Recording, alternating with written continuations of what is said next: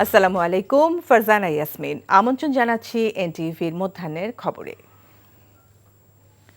প্রধান উপদেষ্টা অধ্যাপক ডক্টর মোহাম্মদ ইউনূস এবং অন্তর্বর্তী সরকারের সাথে তার পূর্ণ সংহতি প্রকাশ করে জাতিসংঘের মহাসচিব অ্যান্তোনিও গুতেরেস বলেছেন, জাতিসংঘ দেশের সংস্কার সমর্থনে সব ধরনের সহায়তা করতে প্রস্তুত রয়েছে। নিউ ইয়র্কে জাতিসংঘ সদর দপ্তরে প্রধান উপদেষ্টার সঙ্গে সাক্ষাৎ অনুষ্ঠানে জাতিসংঘ মহাসচিব তার সমর্থন জানান। তিনি বলেন, সদ্য গৃহীত UN pact of the future বাংলাদেশের জন্য খুবই গুরুত্বপূর্ণ। এ সময় গুতেরেস বাংলাদেশের শান্তিরক্ষী বাহিনীর প্রশংসা করেন। এ সময় প্রধান উপদেষ্টা জুলাই আগস্টে ছাত্র নেতৃত্বাধীন গণ অভ্যুত্থানের নানা দিক তুলে ধরেন, যা শেখ হাসিনাকে ক্ষমতা থেকে সরে যেতে বাধ্য করেছিল। আলোচনায় জলবায়ু পরিবর্তন এবং বাংলাদেশের মানুষের উপরে প্রভাব, রোহিঙ্গা সংকট বিষয়গুলো নিয়েও আলোচনা হয়েছে। এছাড়া প্রধান উপদেষ্টার সাথে সৌজন্য সাক্ষাৎ করেছেন ইউরোপিয়ান কমিশন প্রেসিডেন্ট এবং নেদারল্যান্ডসের প্রতিনিধি। এর আগে বাংলাদেশের অন্তর্বর্তীকালীন সরকারের প্রধান উপদেষ্টা ডক্টর মোহাম্মদ ইউনূসের সঙ্গে সাক্ষাৎ করেছেন যুক্তরাষ্ট্রের পররাষ্ট্রমন্ত্রী অ্যান্টনি ব্লিংকেন। বৃহস্পতিবার জাতিসংঘের সাধারণ অধিবেশনের ফাঁকে তারা সাক্ষাৎ করেন। প্রধান উপদেষ্টা প্রেস উইং জানিয়েছে, অ্যান্টনি ব্লিংকেন অন্তর্বর্তী সরকারের প্রতি পূর্ণ সমর্থন জানিয়েছেন। তাদের মধ্যে অর্থনৈতিক সহযোগিতা, রোহিঙ্গা সংকট, সন্ত্রাস দমন, শ্রম বিষয়ক সংকট ও পাচার হওয়া অর্থ পুনরুদ্ধার সহ বিভিন্ন বিষয়ে আলোচনা হয়।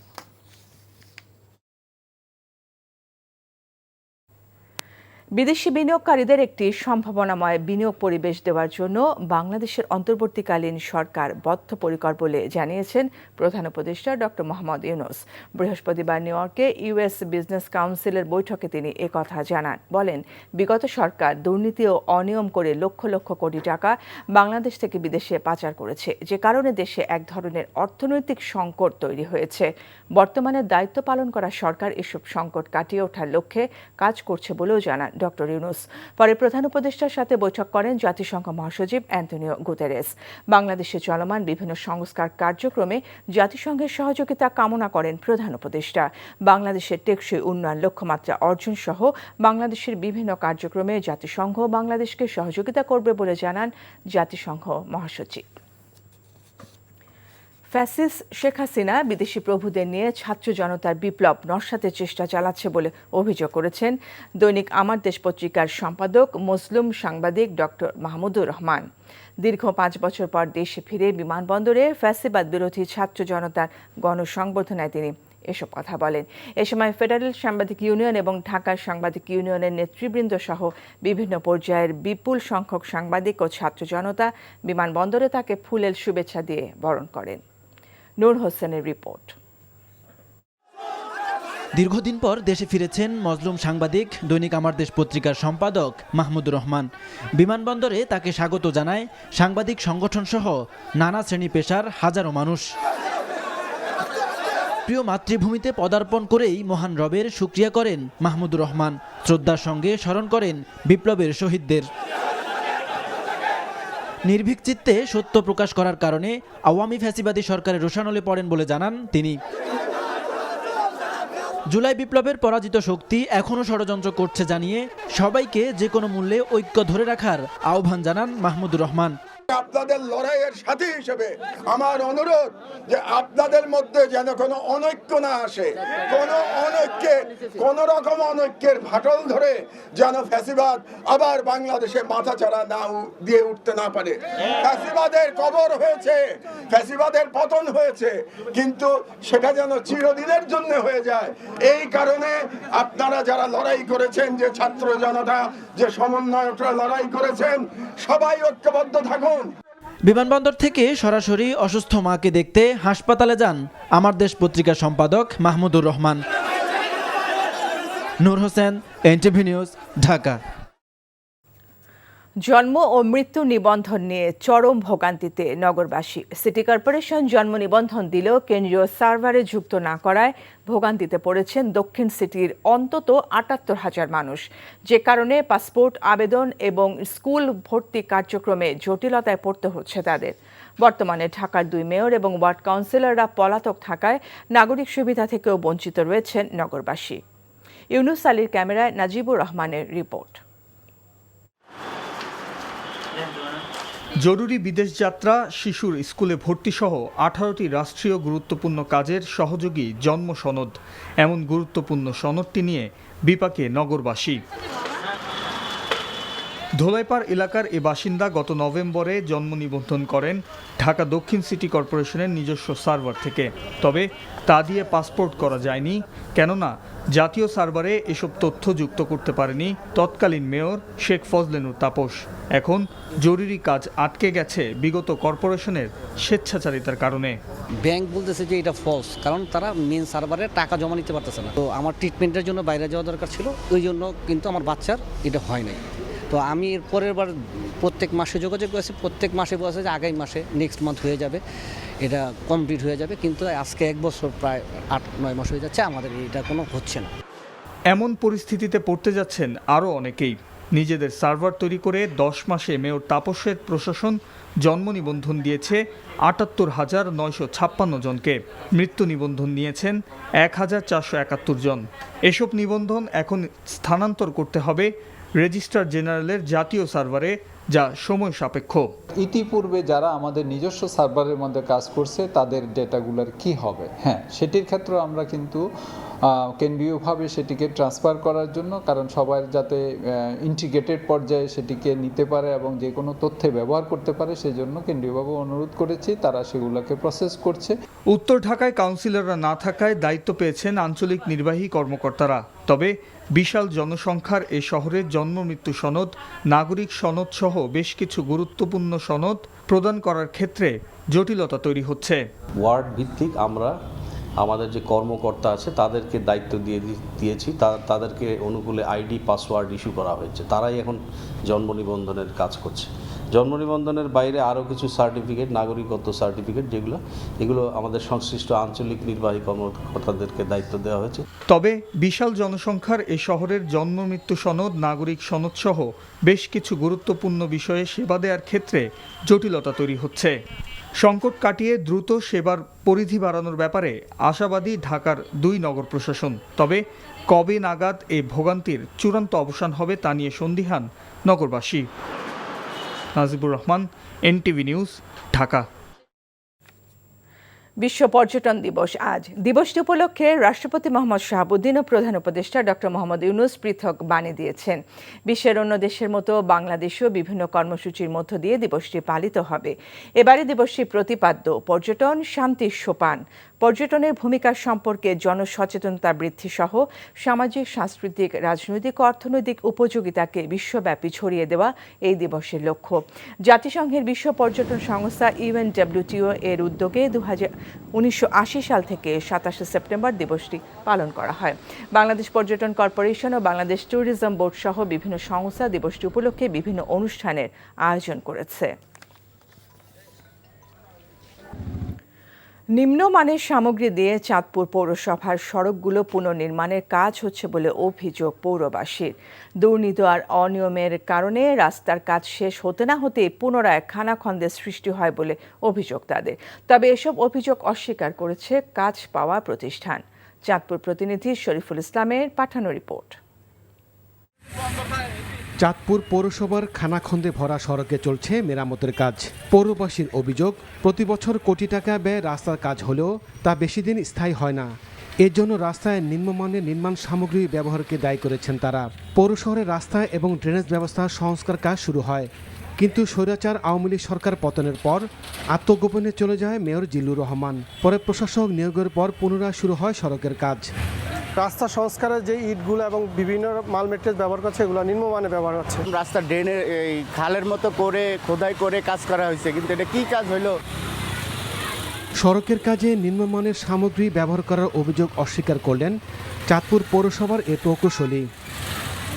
নিম্নমান কেউ বললে আমরা মানতে নারাজ, কারণ আমরা নিজেরাই ভাড়া থেকে গিয়ে 1 নম্বর মাল কিনছি এবং সেই প্রত্যেকটা মালের টেস্ট এলজিডি ল্যাবরেটরি থেকে দিবে। বিটুমিন ক্রয় করেছি, পাথর ক্রয় করেছি এবং প্রত্যেকটা মালামাল সততার সাথে ক্রয় করা হয়েছে। বিষয়টি তদন্ত করে প্রয়োজনীয় পদক্ষেপ নেওয়ার দাবি পৌরবাসীর। NTV news desk. সপ্তাহের ব্যবধানে বেশিরভাগ সবজির দাম বেড়েছে, এছাড়া বাড়তি ডিম ও মুরগির মাংসের দামও। রাজধানীর কারওয়ান বাজারে এই মুহূর্তে আছেন আমাদের সহকর্মী হাসানুল শাওন। কাঁচা বাজার পরিস্থিতি জানতে যাচ্ছি তার কাছে। শাওন, বাজার পরিস্থিতির কি খবর আছে আপনার কাছে, আমাদের জানান।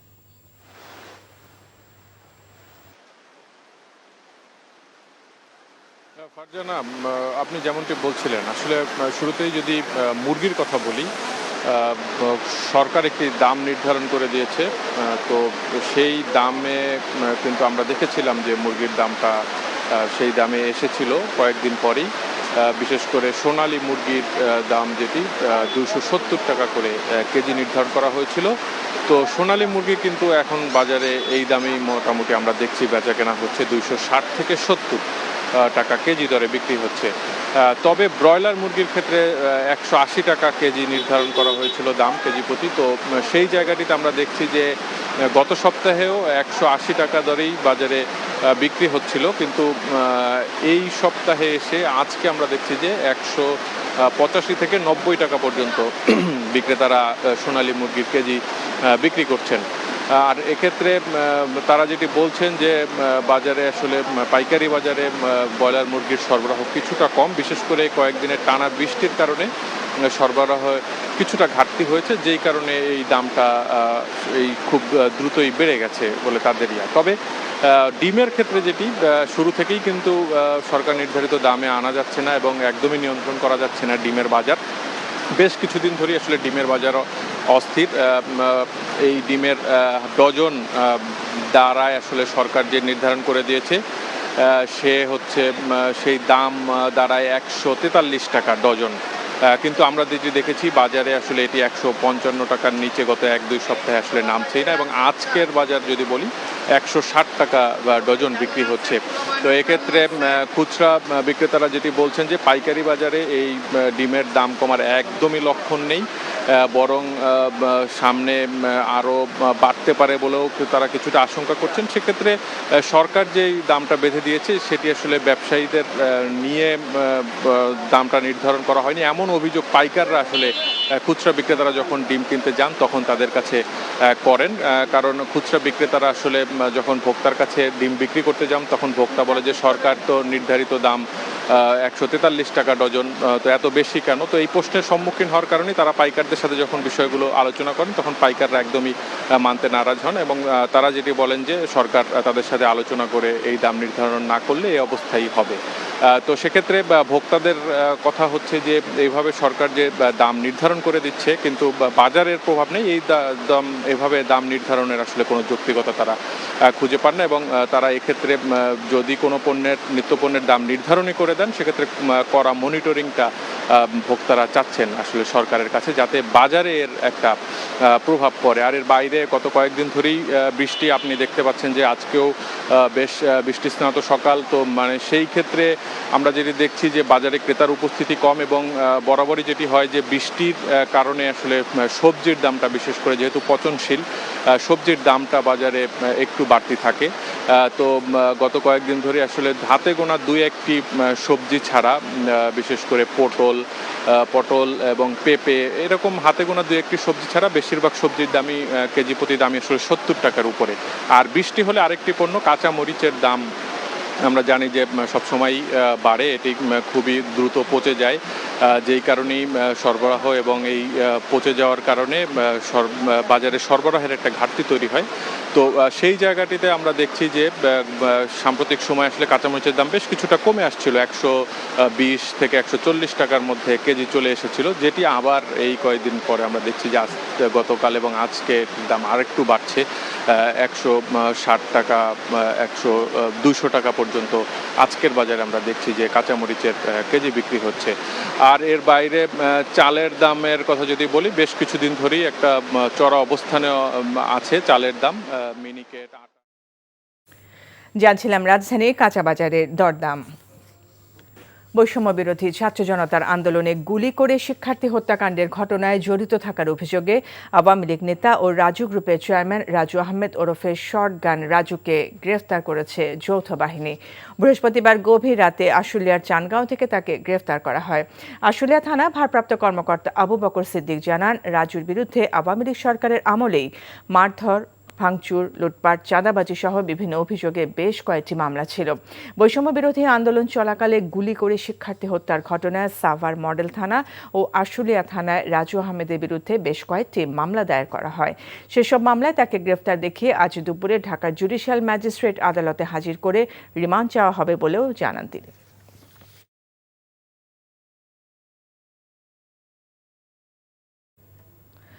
বৈষম্য বিরোধী ছাত্র আন্দোলন চলাকালে ইমরান নামে এক শিক্ষার্থীকে গুলি করে হত্যা প্রচেষ্টার ঘটনায় বরখাস্ত পুলিশ সুপার আবদুল্লাহ হিল কাফি সহ 411 জনের বিরুদ্ধে আরও একটি মামলা হয়েছে। আহত শিক্ষার্থী ইমরানের বাবা কালু শেখ সকালে আশুলিয়া থানায় মামলাটি দায়ের করেন। মামলার অন্য আসামিরা হলেন ঢাকা জেলা আওয়ামী লীগের সভাপতি বেনজির আহমেদ, আশুলিয়া থানা আওয়ামী লীগের সাধারণ সম্পাদক ও সাবেক সংসদ সদস্য মোহাম্মদ সাইফুল ইসলাম। 4 আগস্ট বিকেলে বৈষম্য বিরোধী ছাত্র জনতার আন্দোলনে যোগ দেন ইমরান। পরে মাথায় গুলিবিদ্ধ হয়ে গুরুতর আহত হন তিনি। রাজনৈতিক পট পরিবর্তনের পর ঢাকার ক্লাব পাড়ায়ও বড় পরিবর্তন এসেছে। বেশিরভাগ ক্লাবগুলোর দায়িত্ব নিচ্ছে নতুন পরিচালনা পর্ষদ। ক্যাসিনো কাণ্ডকে পাশ কাটিয়ে ক্লাবগুলোকে খেলার মাঠে নিজেদের প্রমাণ করাকে বড় চ্যালেঞ্জ হিসেবে দেখছেন সংশ্লিষ্টরা। রিপোর্ট কুশল ইয়াসিরের। দেশের ক্রীড়াঙ্গনের প্রাণ বলা হয় ক্লাবকে। খেলোয়াড়দের রুটি রুজির উৎস এই ক্লাবগুলোতে ক্যাসিনো চালিয়ে কলঙ্কিত করা হয়েছে ক্রীড়াঙ্গনকে।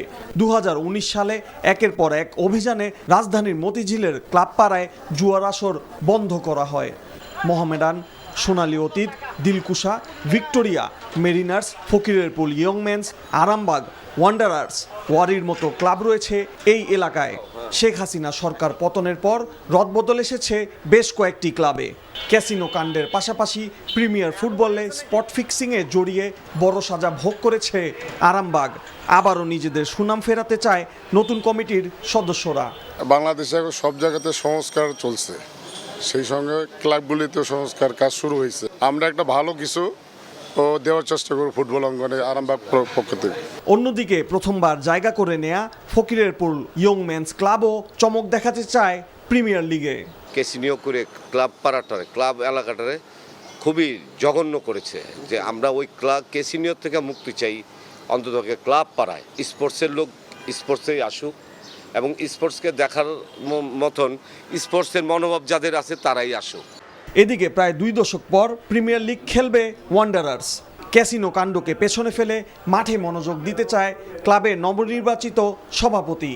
যে সমস্ত ক্লাবগুলো সাপোর্টার ক্যারি করে, আগে তাদের খেলা হলে সেই দিন সকাল থেকে রব সৃষ্টি হতো যে কখন স্টেডিয়ামে যাবে। আজকের ওই অবস্থাটা নাই। এগুলোর মূল কারণই হলো যে ক্যাসিনো সহ আজকে যে নেশার দিকে যে যুবকরা চলে গেছে, সেটা থেকে ফিরে আনতে হলেও আজকে সরকারেরও উচিত হবে যে আজকে খেলাধুলাকে একটু প্যাট্রোনাইজ করা। নবজাগরণে সহযোগী হতে পৃষ্ঠপোষকদের দৃষ্টি আকর্ষণ করেছেন সংগঠকরা। কুশল ইয়াসির, এনটিভি নিউজ, ঢাকা। এই ছিল মধ্যাহ্নের খবরে। এই খবরের ভিডিও সহ আপডেট জানতে ভিজিট করুন এনটিভি অনলাইন www.ntvbd.com। এছাড়াও এনটিভির জনপ্রিয় সব অনুষ্ঠান ও খবরের আপডেট জানতে ভিজিট করুন আমাদের ইউটিউব ও ভেরিফাইড ফেসবুক পেজ। 2টায় দুপুরের খবর দেখার আমন্ত্রণ রইল। ধন্যবাদ সবাইকে।